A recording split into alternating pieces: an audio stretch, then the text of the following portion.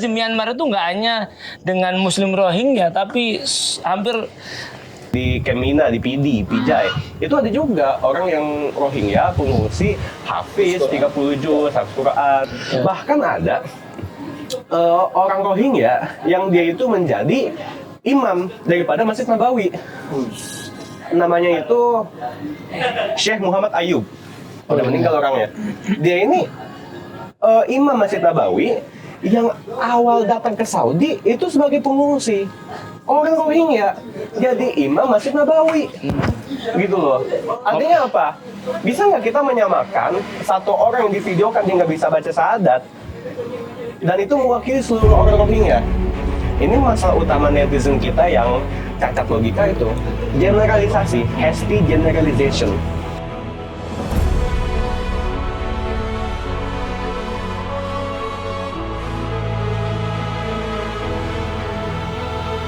Assalamualaikum warahmatullahi wabarakatuh. Waalaikumsalam warahmatullahi wabarakatuh. Ya, teman-teman semua dari kalangan pemuda dan juga mahasiswa, alhamdulillah malam hari insya Allah kita akan sedikit berdiskusi nih terkait dengan isu-isu hangat bersama kami juga dan tim JKDN. Alhamdulillah pada hadir di sini. Insya Allah nanti ini kita akan mengupas tuntas sebenarnya persoalan yang saat ini sangat hangat dan mungkin sebagian besar dari kita sudah mengetahui isu itu, dan ini harusnya kita menjadi bahan diskusi kita bersama.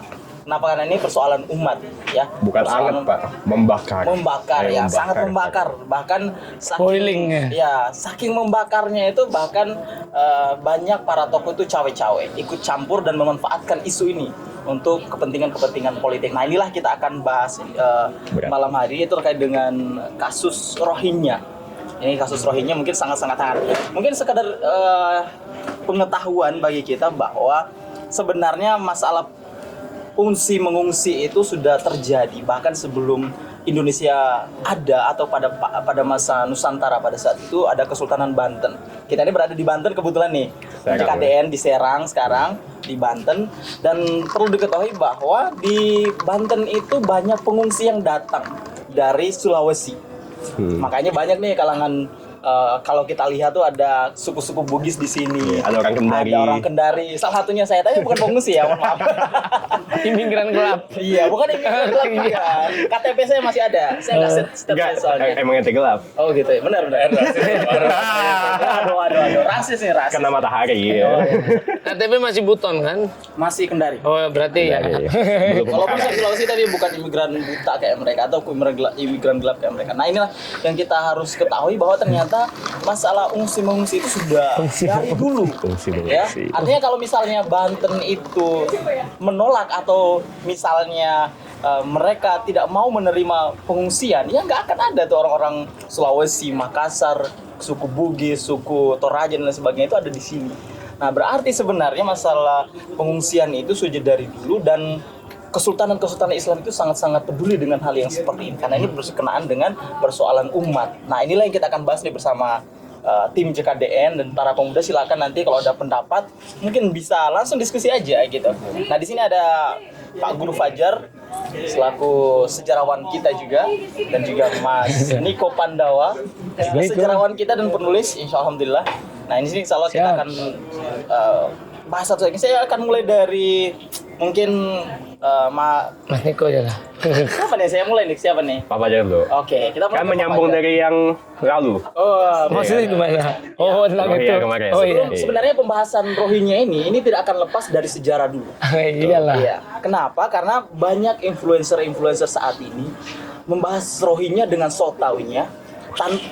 Membahas Rohingya dengan sok tahu tanpa menelisik sejarah gimana sebenarnya Rohingya itu. Dengan membahas so pede gitu di depan kamera, kemudian menyampaikan pendapat tapi dengan sok tahu tanpa mengetahui sebagaimana sejarah Rohingya. Nah, makanya ini ada Pak Fajar kebetulan kemarin di channel JKDN, cerita JKDN itu udah dibahas sejarah Rohingya itu. Malam ini kita akan diskusikan nih dengan para pemuda sekalian, seperti apa sebenarnya Rohingya itu awal mulanya gitu, Pak Fajar. Iya.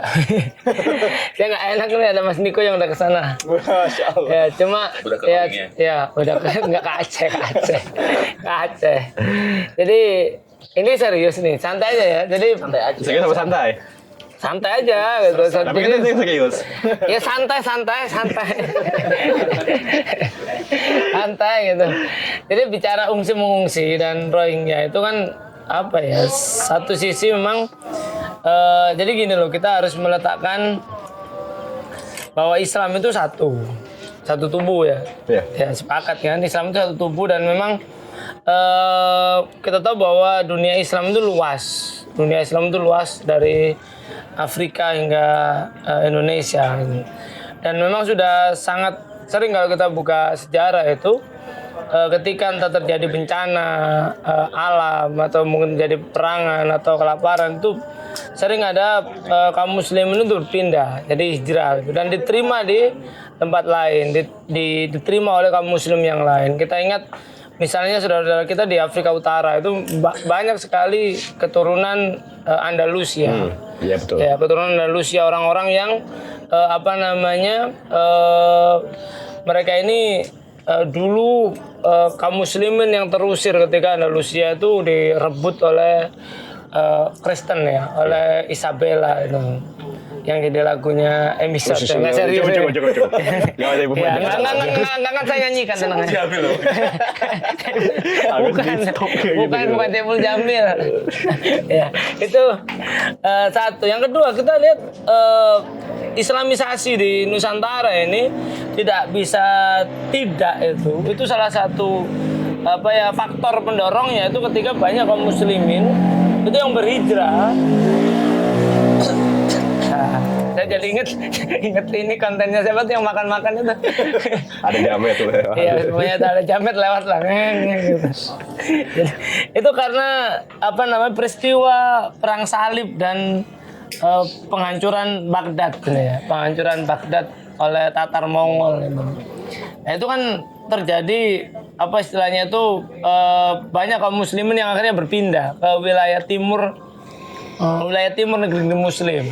Maka kemudian Islamisasi, bahkan Islamisasi Asia Tengah, Islamisasi India, terus kemudian Islamisasi. Berarti itu cikal bakal. Iya, termasuk ke Nusantara dan termasuk wilayah pesisir Myanmar sekarang. Jadi mereka ini sudah lama Islam, jadi bukan orang-orang yang datang dari Bangladesh ke pesisir Myanmar. Jadi mereka ini sudah bagian dari itu dan itu diterima baik oleh kita, dan pada akhirnya ya kita bisa melihat hari ini kaum muslimin itu terjadi di mana-mana, ada di seluruh Islam itu diterima di seluruh wilayah di dunia ini, dan itu terjadi sepanjang sejarah Islam. Jadi tidak tidak menutup. Yeah. Jadi seakan-akan ini bahaya ini tidak. Jadi kaum muslimin itu jadi itu kita bisa cara satu gitu ya. Islam itu adalah satu. Itu yang pertama. Yang kedua, bicara nanti mungkin dilengkapi oleh siapa namanya, Mas Niko. Siapa nama Anda? Iya. Niko Robin. Saya sebagai penggemar One Piece tidak terima. Ayo. Panjang lagi entar. Makanya nggak serius. Niko Robin kayak gini. Ya ini. Yang kedua ada akar masalahnya, kenapa sih orang Rohingya itu setiap tahun datang. Tadi saya ngobrol di mobil itu dengan Mas Niko. Rohingya itu selalu datang di bulan-bulan November ya. Tiap tahun itu. Kenapa bulan November itu? Karena kalau kita ini kan orang-orang maritim tapi sudah lama tidak mengenal laut. Ya kita ini taunya laut itu ya untuk rekreasi aja gitu, healing gitu ya.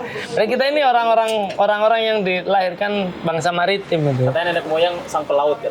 Memang. Nggak tahu laut itu gimana. Iya, mabuk. Laut mabuk gitu.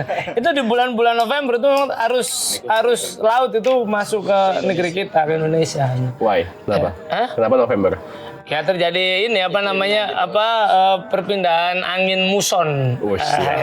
Simpelnya itu November itu musim hujan. Iya, muson kan. Jadi intinya kalau misalnya kita naik kapal, dia itu kapasitas yang harusnya 15 orang diisi 200 orang.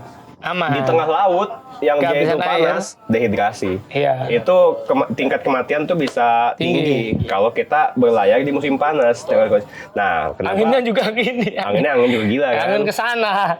Anginnya juga ke arah Arab ya. barat.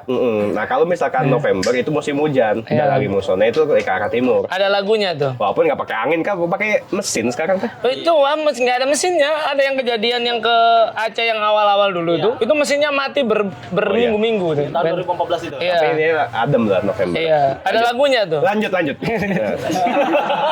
Iya, ya, ada lagunya Novemberin gitu. Lagunya yang nyanyiin Maggie Z. Siap. Novemberin Maggie Z. Iya, Novemberin. Jadi Terus ya ternyata Maggie Maggie Z waktu jadi ini dia yang nanya. Lanjut bagus. Lalu apa namanya? Sampai mana tadi? Bulan November ya. bulan November. Bulan November datang ke sini. Masalahnya kenapa masalah Rohingya itu tidak selesai? Ini kan kita bicara akarnya tuh di mana sih gitu. Seperti kalau kita tuh dengan mudah mencari akar masalah Palestina. Ya. Apa? Israel. Titik udah. Masalahnya masalah Rohingya itu akar masalahnya di mana? Rezim militer Myanmar itu. Saya sebenarnya kalau kita bicara apa literasi sejarah itu kan salah satunya bukan hanya buku ya, tapi gimana sih kondisi Myanmar itu? Saya tuh kita nonton film Rambo 4 nah, pernah nonton Rambo 4 nah. Rambo 4 itu Sampai tuntas saya udah nonton. backgroundnya kan Myanmar itu. Oh, bukan Vietnam lagi? Bukan, Myanmar. Rambo Oke. 4 itu Myanmar. Oke. Saya masih ingat itu pertama kali gelombang pengungsi Rohingya ke Indonesia. Rambo 4 itu. Tahun berapa itu? 2000 berapa ya? Kalau setahu saya pertama 2014 deh. Sekitar segituan lah. 2000 berapa itu? Itu saya masih ingat tuh nonton film Rambo 4 itu saya akhirnya terbayang gitu. Betapa brengseknya ini rezim Myanmar. Karena rezim Myanmar itu nggak hanya dengan Muslim Rohingya, tapi hampir mereka ini kan nasionalis Buddha ya. Jadi dengan suku-suku di Myanmar banyak suku. Ada suku-suku yang non Buddha itu dimusuhi. Termasuk kalau nggak salah itu di utara ada suku Karen. Suku Karen itu Kristen kebetulan. Ada suku Shan. Ya banyak itu suku-suku yang itu, dan bukan hanya ini, mereka juga sama rakyatnya sendiri yang notabene sama-sama Buddha itu juga memusuhi. Saya masih ingat adegan awal openingnya film Rambo 4 itu adegannya itu dibuka. Jadi tentara Myanmar itu nurunin anak-anak muda tuh di pinggir sawah. Terus ada satu orang itu nyemplungin ini ranjau. Dua orang tentara di pematang itu nyemplungin ranjau ke Granat. bukan ranjau darat itu ke sawah itu. Terus lima orang pemuda ini itu disuruh lari nyebrangin sawah. Kan dipasang ranjau kan basah tuh kan kelihatan ranjaunya kan di bawah lumpur. Buat taruhan coba. Oh iya. Saya kampret ini orangnya. Saya dalam hati. Saya bilang mereka yang dengan warga negaranya sendiri aja seperti itu gitu. Udah memainkan nyawa orang ya. Udah mainin nyawa orang, apalagi dengan dengan Muslim. bukan Rohingya kan dianggap stateless gitu kan. Jadi tidak dianggap warga negara, mereka kakaknya nggak diakui, nggak ada KTP. Pendidikan nggak ada. Iya, mungkin kalau ada pemilu mungkin mereka nggak diajak, nggak dapat kaos partai gitu. nggak dapat bagian beras BLT gitu. Udah sedih lah gitu. Apalagi sekolah gitu ya. Sekolah ya tadi Abi Yasin cerita juga itu tahun berapa awal-awal masih bisa ketemu orang Rohingya yang bisa bahasa Arab gitu. Iya. Sekarang jangan Tuh ini pertama. Iya pertama itu kalau sekarang kan ada yang bilang itu mereka Bukan Muslim. bukan Muslim, Nggak bisa baca syahadat. nggak bisa baca syahadat. Ente enak-enak di sini bisa kuliah di UIN, di sana TP aja nggak ada gitu. Adanya TPA tempat pembuangan akhir. Tempat pemakaman umum. Ya tempat pemakaman umum TPU gitu. Ya jadi bener-bener nggak ada pendidikan itu. Yang namanya beras BLT aja nggak dapet. Ya kan beras BLT nggak dapet, kaos partai nggak dapet ya. Jadi mereka ini benar-benar nggak dianggap non stateless itu. Dan National Geographic aja itu sampai nuliskan berapa kali ya ada empat artikel saya pernah baca di National Geographic di edisi berbeda itu membahas Rohingya itu memang sedih banget. Satu, tentang kondisi mereka yang memang benar-benar tidak diakui oleh rezim Myanmar itu. Padahal mereka itu sudah nenek moyang mereka itu sudah berabad-abad tinggal di Myanmar, itu diakui oleh nasional juga, ada datanya itu. Sejak 870. Terus yang kedua tentang kondisi di Cox's Bazar. Cox's Bazar itu dianggap pantai paling cakep di Bangladesh. Anda tahu kondisinya? Lebih cakepan Karanghantu. Kumuh sekarang. Serius, enggak beneran. Secakep-cakepnya Cox's Bazar itu lebih cakep Karanghantu tuh yang jadi pasar cumi-cumi itu. Minimal Conrad Development dulu jatuh cinta lah ketika datang ke Karanghantu kan. Mau beli pala gitu. Beli kayak pala itu. Itu Cox's Bazar tuh benar-benar memang jelek memang itu. Dan Bangladesh itu ya Allah, di kampung saya itu di kampungnya di Sidoarjo tuh, di Jawa Timur, Surabaya itu kalau udah nyebut Bangladesh itu tuh awamu Bangladesh itu udah stereotip orang yang kampung lagi. Ada anak kecil nakal, bengal sebutnya. Iya, bengal kali ya, bengal. Itu kan dari sono. Itu memang ini orang, bayangin orang itu kan kayak orang Rohingya itu udah jatuh tertimpa tangga mereka itu. Ya tertimpa tangganya ada orang ngecat lagi. Jadi bener-bener itu sedih itu ya. Karena bener-bener sedih itu. Bangladesh itu juga ya angkat tangan mereka itu. Tapi itu jadi senjata bagi mereka loh yang influencer so tahu tadi tuh. Apanya? Mereka tuh udah dikasih penginapan di Bangladesh gitu. Bodok. Kasar enggak? Suruh dia ke Cox's Bazar sana tuh, makan pasir. Benar-benar di sana tuh sebenarnya orang Bangladesh itu juga ingin membantu mereka, tapi di Bangladesh juga nggak ada pekerjaan itu. Susah, tiap hari mereka kena bencana. Tiap tahun itu kan kena bencana alam, angin topan, saya masih ingat dulu di dunia dalam berita kan. Sekarang nih di Cox's Bazar lagi musim dingin. Musim badai lah. Dingin. Oh, iya. Salju. Salju juga sih, tapi pokoknya musim dingin lah. Hujan es lah. Iya. Hujan es, kalau di sini hujan es tuh lagi yang musim kadang-kadang hujan es yang segini-gini tuh ya. Iya. Ya kalau musim dingin nggak masih mending, pada ini hujan es batu lagi. Maksud gua gini, itu kondisi Cox's Bazar kan gubuk-gubuk. Iya. Kagak ada cerobong asap. Iya. Kagak ada api unggun. Buat api kebakaran. Kan 4 bulan itu kebakaran. Serius? Yang bikin gelombang pungut itu jadi banyak. Gitu. Nggak ada gorong-gorong nggak ada tuh. Mana ada. Susah, calon presiden masuk ke Cox's Bazar susah, nggak bisa ke gorong-gorong dia. Iya. Nggak ada pencitraan di sini. Iya. Nino ya. Jurang. Ini benerin dulu. Oh ya masuk. Nakal ya. Udah bisa ya. Mungkin baru ke bawah. Nggak apa. Mana sih? Susah. Tuh, bener. Mending di jenggotnya kan. Jenggotnya. Nah, berarti memang awal dari sejarah Rohingya itu jauh banget ya. Iya. Banget. Nah, ini singkat banget tadi udah dijelaskan secara singkat sebenarnya. Jauh lama. Panjang tadi itu. Ente ngejek aneh. Sampai cerita ke kampung halaman antum. Iya. Udah kemana-mana tuh nggak sampai ke Buton tadi. Nah, ini kita masuk ke Bung Niko dulu. Iya, yang pernah bersentuhan. Nah, yang pernah bersentuhan nih, karena saat ini sekali lagi kita harus bantah dulu nih opini tentang Rohingya bahwa mereka itu bukan Muslim. Nah, antum kan kesana nih ya. Antum kesana. Berarti coki berarti. Iya, temannya Muslim ya, astagfirullah. Nah, antum kan kesana nih. Baik. Sebenarnya gimana sih fakta pengungsi Rohingya? Kan tadi sebenarnya kalau kita ambil dari faktanya Kiai Yasin tadi, Abi Yasin, bahwa dulu pernah bertemu dengan mereka itu yang jago bahasa Arab. Iya. Artinya memang ada kalangan sebagian yang terdidik. Kemarin saya dapat fakta juga itu ada yang hafal 30 juz. Iya. Yang 30 juz itu hafal ya. Itu di Kemina itu. Ya. Dapat banget tuh. Nah, antum Bang Niko misalnya ketika ke sana itu apa yang didapatkan sama Bang Niko? Apakah memang betul semua yang datang baru-baru ini itu semua memang betul-betul nggak tahu tentang syahadat itu? Apa gimana sih? Gini, yang kita ke apa yang viral dulu, sehingga kenapa mereka itu atau netizen itu bisa ngomong orang-orang Rohingya itu nggak bisa syahadat. Di sini kan ada dua atau ada kesalahan berpikir lah ya. Ya. Yang pertama memang video itu ada dan fakta orang Rohingya yang dia itu nggak bisa syahadat, nggak bisa al-fatihah itu ada dan itu divideokan, diviralkan.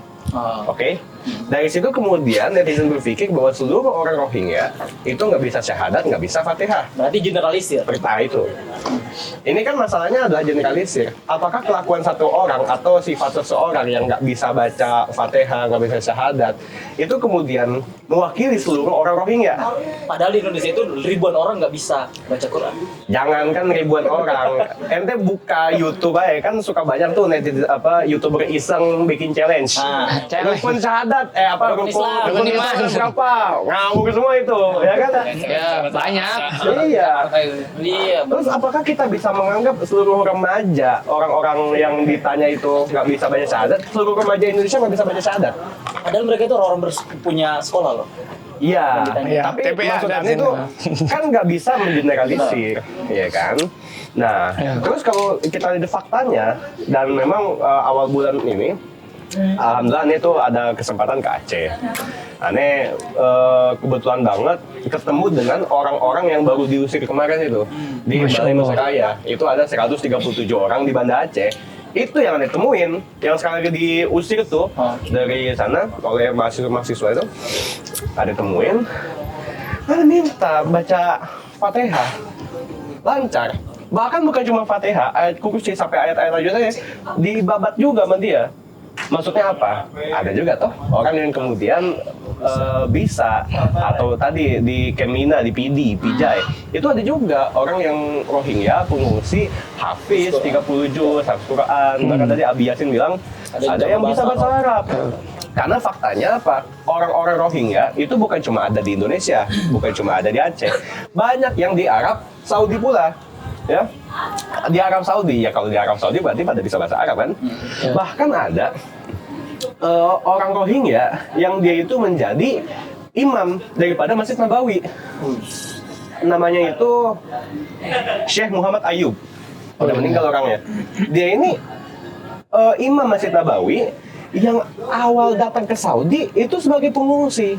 Orang Rohingya jadi imam Masjid Nabawi. Gitu loh. Artinya apa?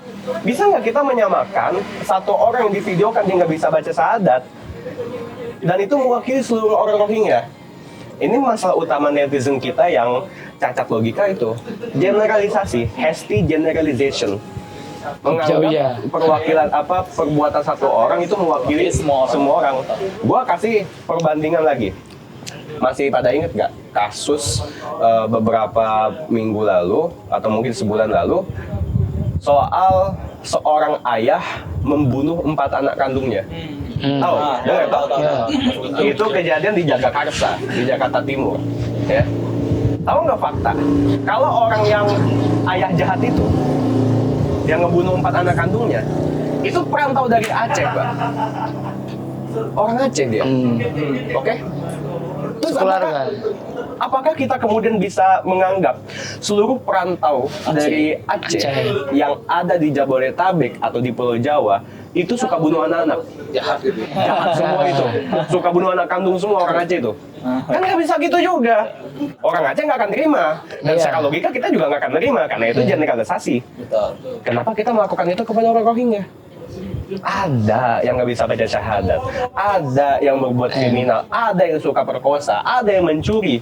Tapi apakah semuanya kayak gitu? Kan kagak. Ya.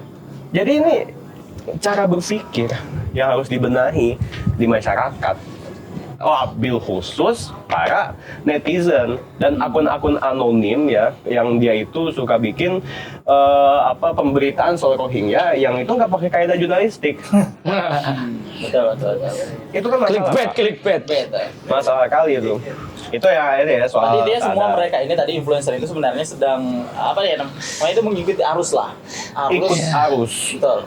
Arus terkait dengan Pansos. Ya, kalau sebenarnya ikut arus ya, karena kan masyarakat saat ini karena terprovokasi yang dulunya sebenarnya kalau kita lihat fakta, itu Aceh itu kan nggak ada penolakan. Awal dari nggak ada penolakan sama sekali. Betul. Nah, ini kita mulai masuk nih ke inti pembahasan kita. Nah, awal mulanya kontroversi sampai muncul penolakan itu sebenarnya seperti apa sih?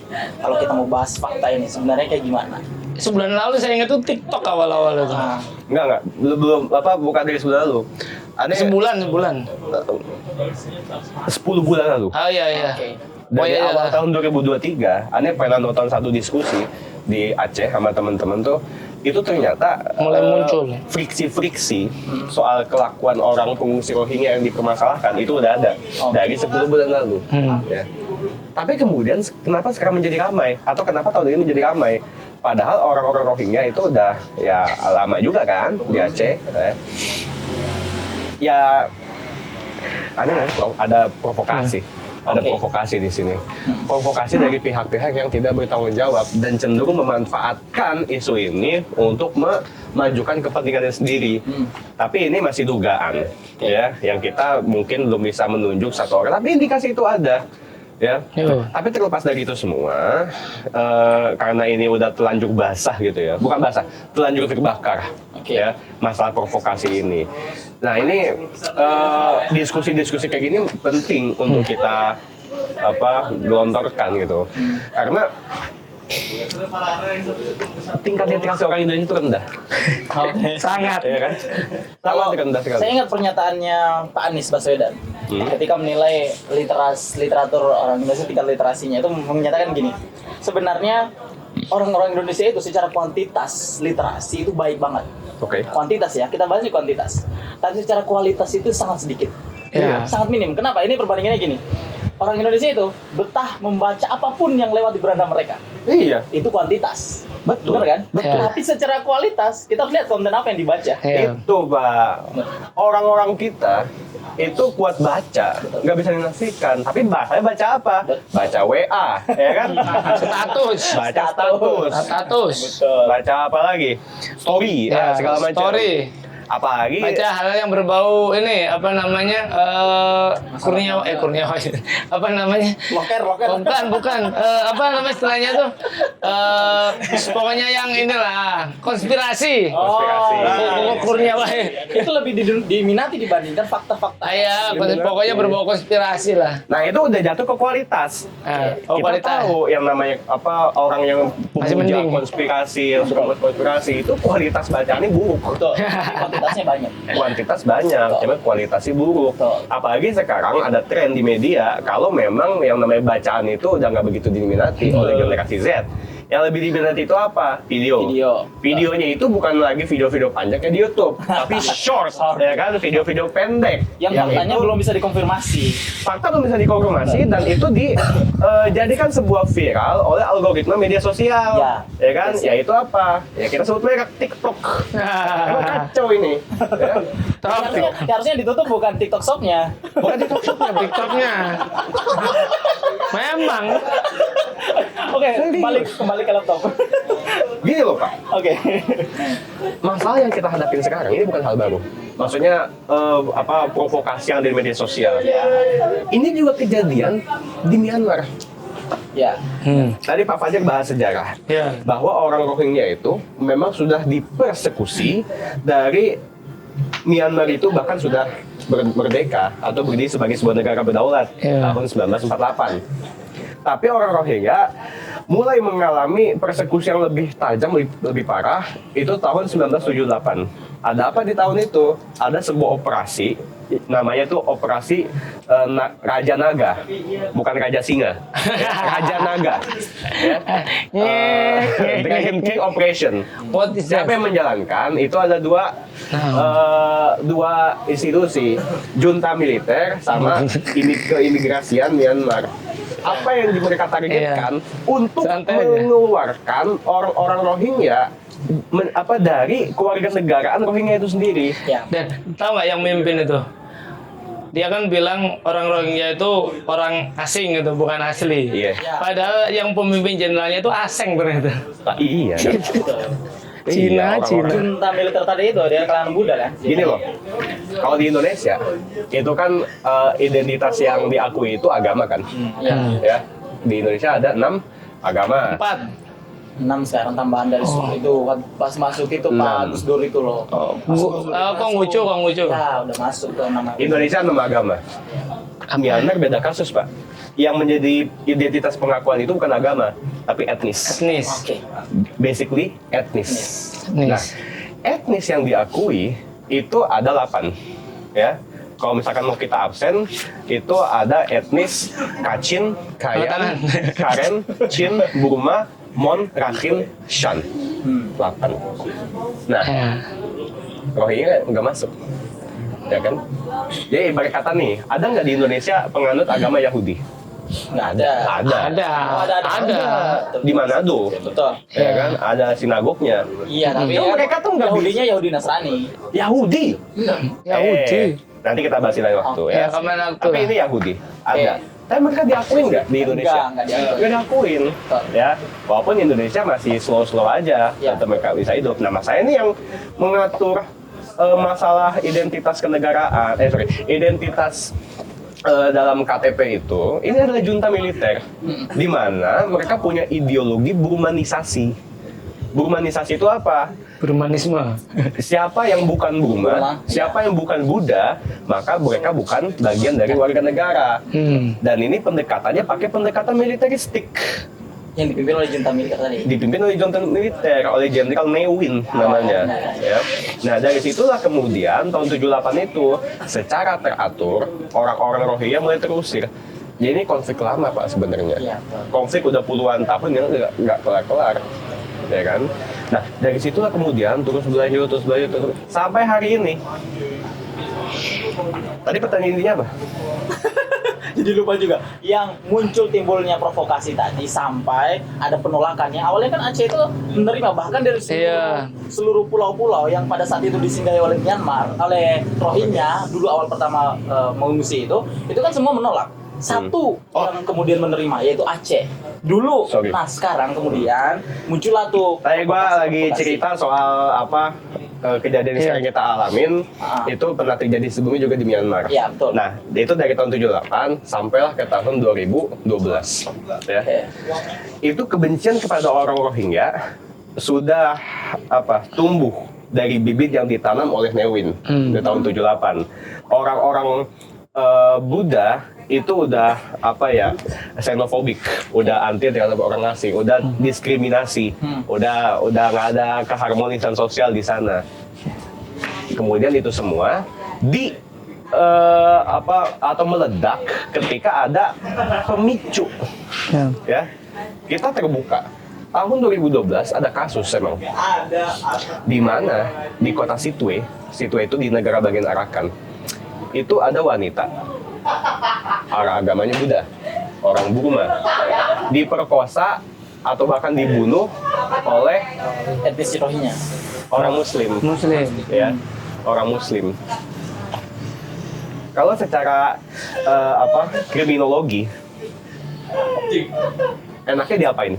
Yang pemerkosa ini dihukum kan, dihukum sesuai kejahatannya, dan itu emang kejahatan yang tidak dibenarkan, kita tidak mengakuinya.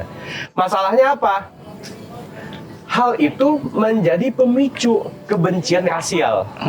Orang-orang itu udah nggak bisa berpikir jernih. Sama kasus 1-2 orang kelakuan Rohingya yang nggak bisa sahadat, nggak bisa sholat, buang makan segala macam. kemudian digeneralisir tuh. Dijenazah ke semuanya. Di Myanmar juga sama.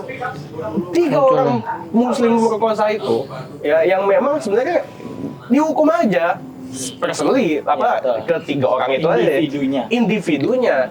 Tapi kemudian oleh orang-orang yang udah pada tersulut oleh kebencian rasial, xenofobik, itu ditimpakan ke seluruh Rasisnya dari rasis. Sehingga apa? Menjadi pembantaian. Itu sepanjang 2012 sampai 2017. That is the years of killing. Ya. Tahun-tahun pembunuhan, Pak. Kalau sebutnya genocide. Ya. Benar-benar genocide itu. Mulai dari perampokan, pencemaran nama baik, perampasan perampasan hak kerja, pemerkosaan, pembunuhan, sampai mutilasi, pembakaran hidup-hidup. Itu dilakukan semua itu. Perampasan properti. Bukan hanya oleh orang-orang Myanmar yang rasis, tapi juga dibantuin oleh junta militer. Ya. Tentara. Ya, tentara. Nah, Tapi yang paling gua ngeselin tuh apa? Bukan cuma dua pihak itu aja, bukan cuma masyarakat yang udah rasis dan bukan cuma junta militer. Ternyata ada pihak yang senyum-senyum sendiri karena dia itu udah terlibat dalam pembantaian itu dan dia senang. Siapa? Zionis ternyata, Pak. Betul. Kampret Nah, memang. inilah yang juga nanti akan ada hubungannya nih. Zionis antar Zionis ini.